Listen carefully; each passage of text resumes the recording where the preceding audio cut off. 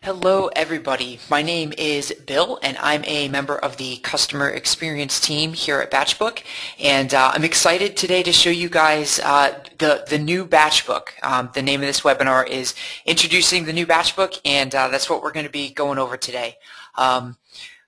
What this webinar is, I'm not going to go into full depth and detail on exactly how to do every single thing in Batchbook pertaining to the contacts and custom fields and so on and so forth. I am going to show some of the functionality, but it's more designed to help kind of connect the dots on all the different components of what Batchbook offers and show you how everything works together to help you run your business a little bit smoother. So first, we're right now, I'm at my login page, so I'm going to go ahead and log into my account, and this will take me over to the dashboard. So here on the dashboard, you can keep an eye on this when you're in your account. If you ever see an announcement here for any webinars that we might have going on, or other news that we need to get to you. But I guess first let's start. The dashboard just gives you all of these widgets. You can turn these on or off if you don't want to see them. But what I'm going to start with is actually over here in the Hi Bill Pasnall. It'll say your name when you're logged into your account, this drop-down menu. Let's jump over to the preferences. I want to show you guys real quick a little bit of the housekeeping that you can do when you get started in your account. First of all, you can change your username and password over here. You can sign in with Twitter and Facebook, which actually I probably should have done earlier because I am going to show off that functionality. So let me do that real quick. Okay, great. I've probably already done this on this account once before, so it remembers me.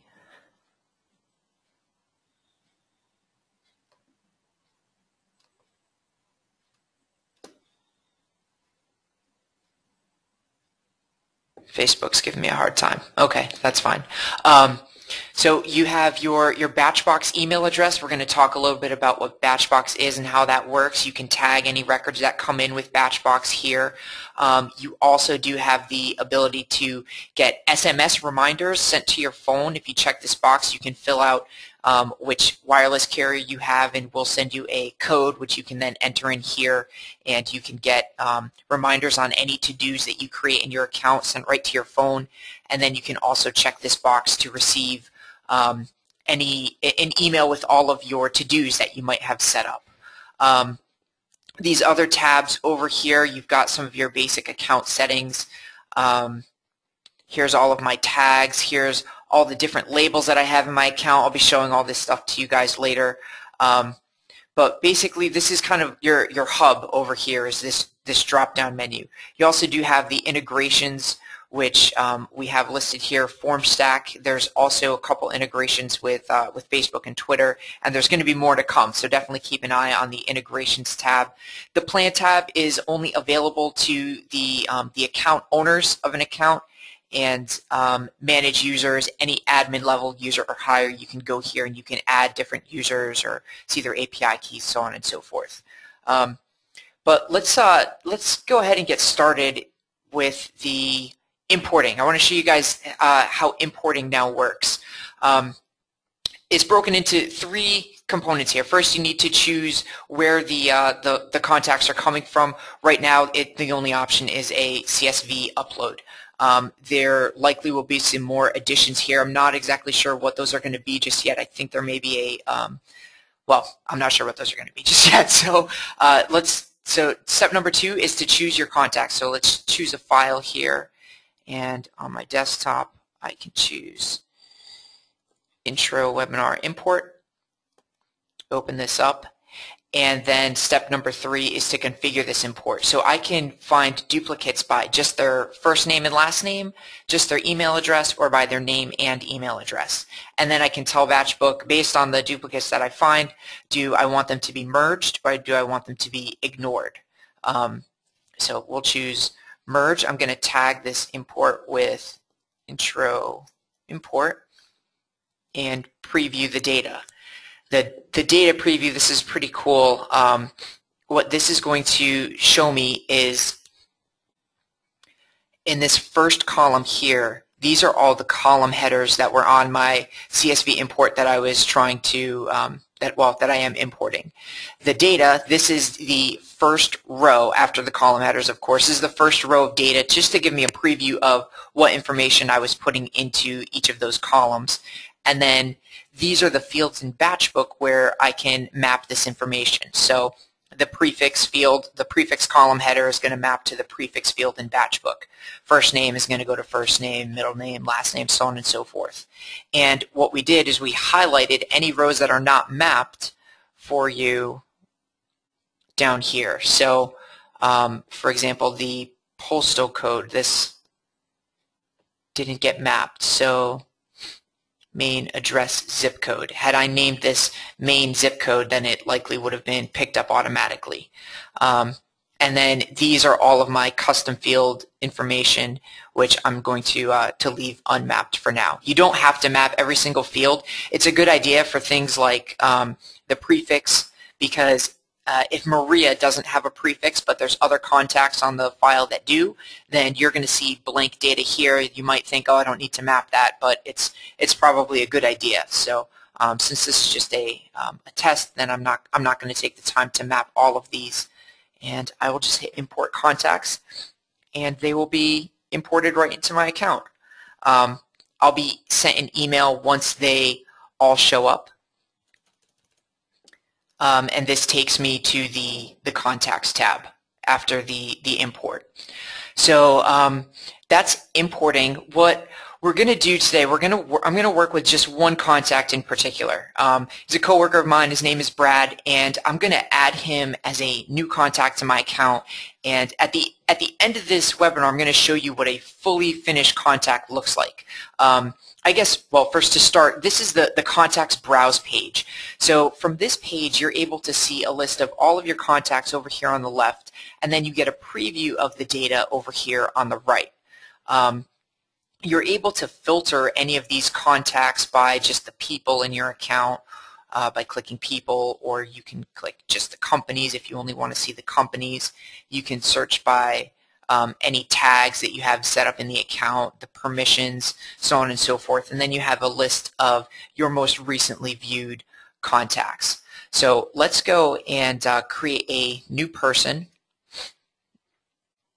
and this is going to be Bradford Shimp, and he works for Batchbook. So once I start typing in the name of the company, the auto select will find it. And, you know, I don't know what his title is. Let's name him Captain of Greatness. He'll like that. About Brad. Works on the marketing team. Lives in upstate New York. And let's add his email, bshimp@batchblue.com, and I can choose this to be a work email, home, other, main. We'll leave this as work. I can add any of his social media information here, and also tag his record. And this is if I have other basic users on this account, then I can check this box so that all of the basic users are able to see this contact record. If I don't happen to have any basic users on this account, if I did though, let's say I had a basic user named Steve Smith, I'd have two options here for all basic users, or I'd have a separate checkbox for just Steve Smith or Kelly Jones or Mike Stewart, you know, whoever it is, and you can check them all off individually or just click right here to get all of them. So let's create this person. And he's created. So now what I can do is I can search for him here. There's also another search box up here. The difference between the two is this search box, if I start typing Bradford,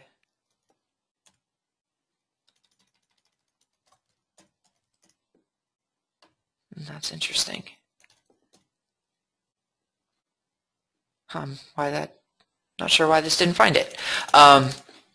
Well, this search box is supposed to search for the contacts no matter where you are. You'll see that this blue banner stays in the account at all times. You can always do a search from here. This search box is going to search any contacts communications, to-dos, or lists that you have created. Just by the name, it's not in any field search, so you can't search for an email. And then this search box over here is just going to search for the results of contacts that are on what you're looking for. So if I'm looking for just people that are tagged Batchbox-BP, this would only search and find Mike because he's the only result here. So let's do Bradford, and now I've got a preview of his data. I can click this More button here or the More button over here to get to the contact detail page. So this is just kind of a rough start of what the detail page looks like. I've got over here the contact information that I just entered. I can add as many different job titles and companies as I'd like, add some more tags, all of his contact data. You'll also notice that we do have inline editing, so if I need to change his name, I can just click on his name, make my edit, and click outside of that field, and it's going to save. And the same is true with his email addresses. If I wanted to change one of those, I could just type, click outside of the text box once I'm done, and it's saved. We also do pull in some of the company information because I linked him up. He's the captain of greatness at Batchbook Software, so it's going to pull in that information for him here. So I've also got my record statistics, related files, affiliations, all of this stuff here. So let's jump over to one of the I guess one of the more important and more heavily used features of Batchbook, which are custom fields. To get to your custom fields, what custom fields allow you to do is it allows you to capture custom information about your contacts. So what we're going to do is we're going to go to the Hi Bill Pasnall dropdown, click on custom fields, and I'm going to add a new custom field set of employee is what I'm going to name this. So I'll click here in this green button to add a new set employee, and I'll give it a description, add this to all employee records who work at Batchbook, and I'll create it. I have the option to make this custom field set global, which means it will be applied to every single personal record, company record, communication, or to-do, or I can just leave these unchecked and add this as I want to throughout the account. So since not every single contact in my account is going to be an employee of Batchbook, I'm going to just leave those blank, and I will add those one by one as I come across those contacts. So the first field that I'm going to create here is the department field, and we'll make that multiple choice with a drop down of one choice, and let's add some options here. So we've got customer experience, marketing, HR, there's the tech team, and we've got our C-levels. Let's add another field. Actually, we're going to add a couple more fields, so I'll hit that again. This is going to be favorite treat. This is a very important thing in our company culture. We need to know what your favorite snacks are. So, and this can be multiple. So let's add a couple options here. Let's do killer brownies, chocolate chip cookies, and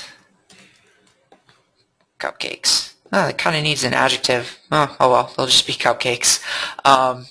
The last field that we'll add here is best friend forever. And that's just going to be a yes or no field. Okay. So let's hit save. And that has now saved this, this custom field set. So to add this to a contact, what I'm going to now do is jump over to the Contacts tab. And, oh, this is actually a good point. So all of our, the filters in Batchbook are sticky. So since the last time I was in here, I left this as Bradford. It's going to find the same results. This is going to stay in here until I change it. So works to my advantage now, but if you ever look in your account and you're like, I just can't find a contact, that might be why. So let's click More. And now I can come over here and add that employee custom field set to his contact record. So I'll add employee, and Brad is on the marketing team, and he likes killer brownies, and of course he is a best friend forever. And I will hit save. Awesome.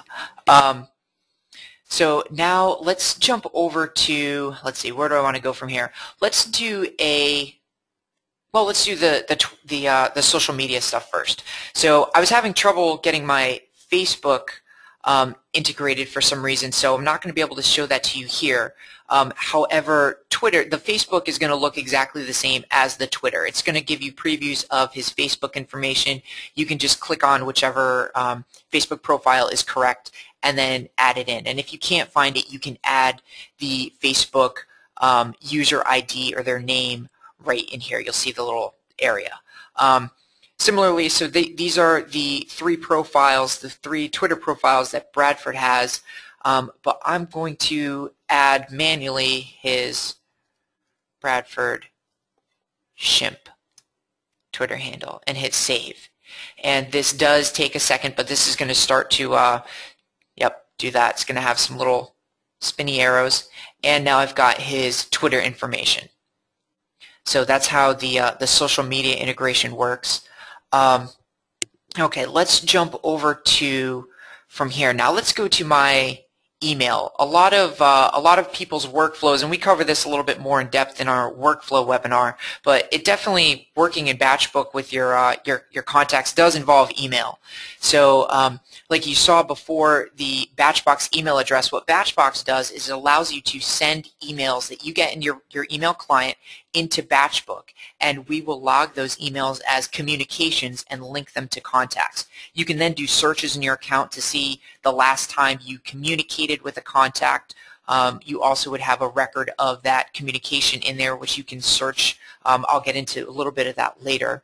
So I've got this email from Brad asking what time the webinar is, and he wants to give away some gifts to everyone who attends. So I'm going to reply to him, and I'm going to say, hey Brad, doing the webinar now, and that sounds great.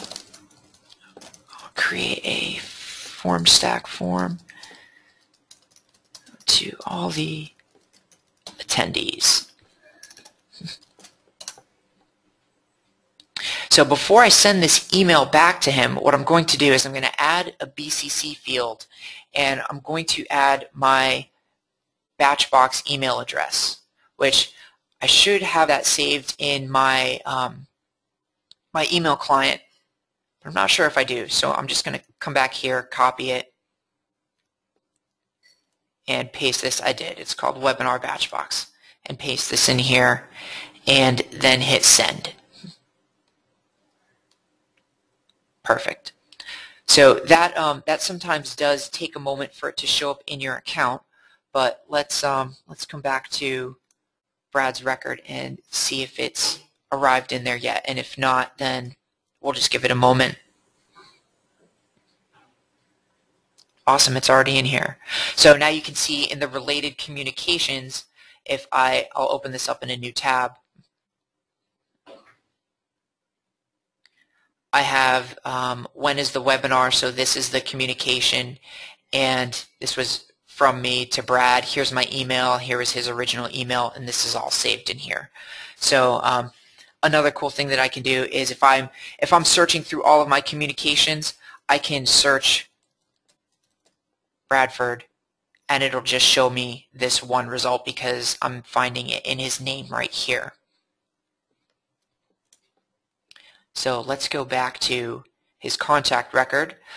So I need to create a form stack form and send it out to everybody who's on today's webinar. We really are going to be sending you guys this form, and if you fill it out and send it back to us, then we'll be dropping a little gift for you in the mail for attending today's webinar. So I need to create a to-do of create form stack form and send to attendees.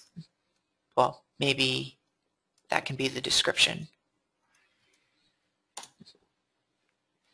Due date, I'll make the due date today, and it's not going to be due all day. It's going to be due at a specific time of, let's say, 3 p.m.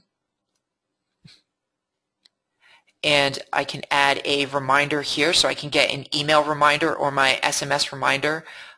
Let's make the email reminder 15 minutes before it's due. I can choose hours, days, weeks, whatever. Also, this is the to-do priority. This is a custom field set that I made global to all of my to-dos in the account. So anytime I create a to-do, I'm now able to track this custom information. This is stuff that I made myself. You can make any type of custom field, make it global to to-dos, and then this will show up here for you. So we'll mark this as urgent. I can also give this to-do some categories. I use this for other webinars, so these are the categories I have in there. I can tag it, and I can also assign which user in my account this is assigned to. Since I'm the only user, I'm the only option there. So I'll create the to-do.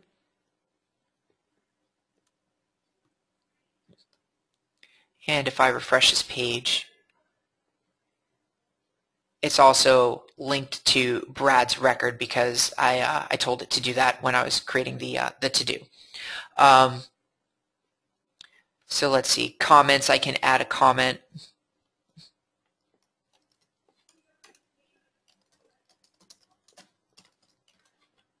And save that.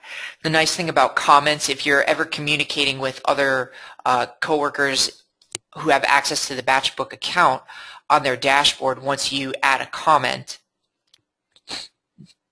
this is going to show up on the all record comments stream. So you'll be able to see that right here. That's the comment that I just added.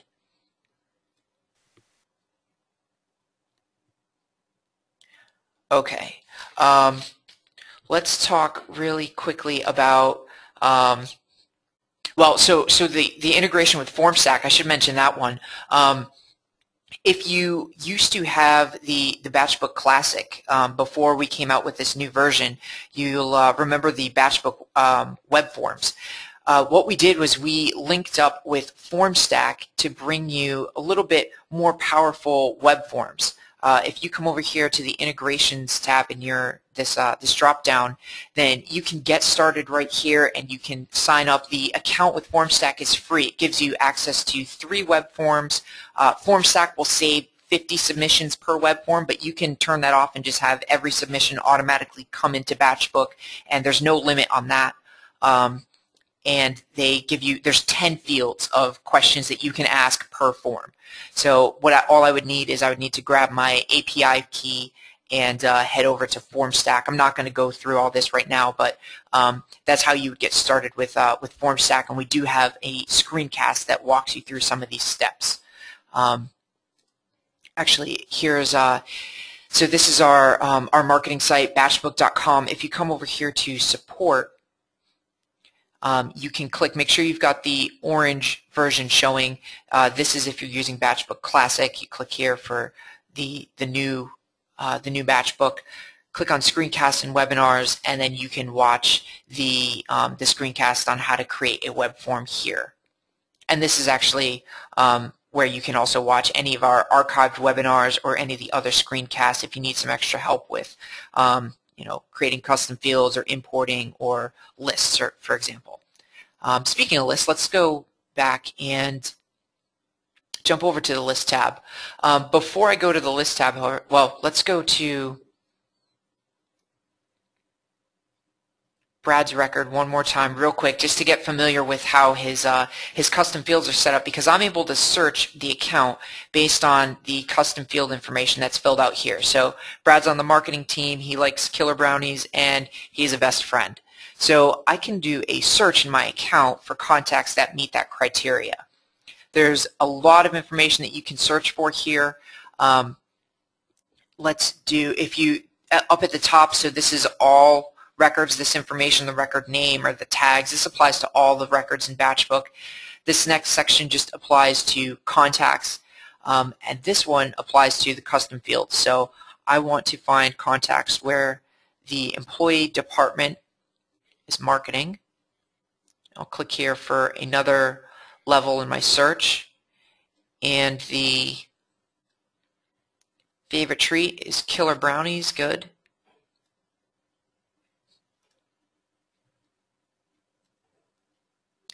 And best friend forever is set to yes, which it was by default. Awesome.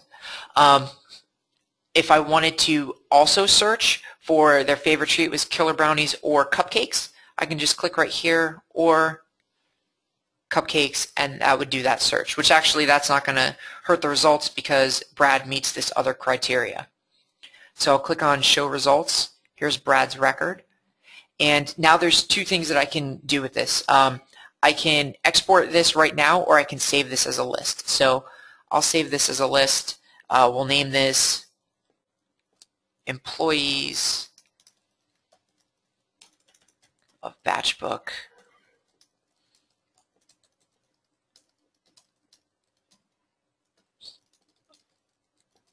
It's a little specific, but that's okay. And hit save. And now here's my list. When I go to this list, and it's worth mentioning now, so this list is also dynamic. So if I add another contact into the account who's also on the marketing team, who also likes killer brownies or cupcakes, because that was part of the criteria over here, and is a BFF, then they're automatically going to appear on this record, or on this list. If Brad calls me later and he says, you know, I actually don't like killer brownies or cupcakes, and I uncheck both of these results, then he's going to come off of this list automatically. You don't need to keep running the search. It updates automatically for you. So I can then come over here to export these contacts, well, this one contact, and I can choose in the contacts, so he was a person, so I want to get first name, last name, and I want to get, let's say, his email address, and then in the custom fields, under employee, if I want the department, favorite treat, and best friend forever, I can just check right here to get all three of those. And when I export this, this will open up in Excel. So here's my file.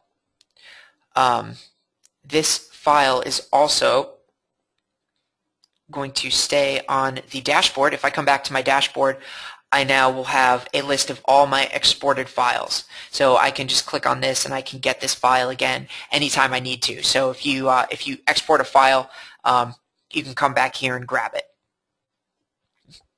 The last thing that I'm going to talk about is champions, what the champions is. Let's go back to the contacts and go to Brad's record. So champions is a new feature that we're really excited about.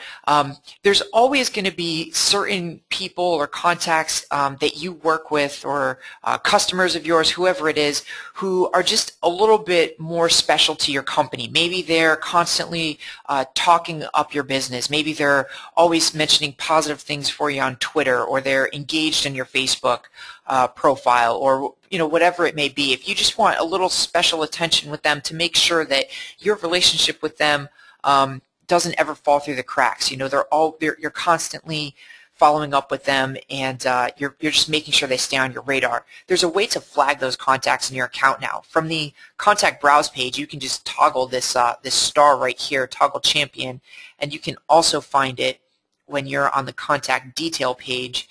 You can click it right here.